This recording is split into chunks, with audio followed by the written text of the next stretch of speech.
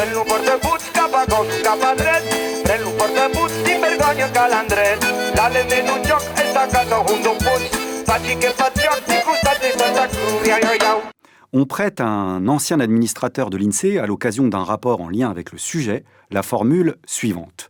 Pour un Français sur deux, l'année se décompose toujours de la même manière. La période des vacances, suivie d'une autre période qui est celle de l'attente des vacances. Alors évidemment, c'est un peu excessif, même si on sait tous et toutes qu'il y a une part de vérité dans tout ça, qui vient nous dire quelque chose de cette pause un peu particulière dans l'année, en effet, que représente les vacances, la possibilité, par exemple, de se lever le matin sans réveil, de pouvoir se ressourcer, se reposer, profiter des siens, éventuellement ne rien faire, ou mener des activités et des divertissements que nous ne sommes plus accoutumés à réaliser le restant de l'année, pour la simple et bonne raison que le restant de l'année, eh bien, on court après le temps.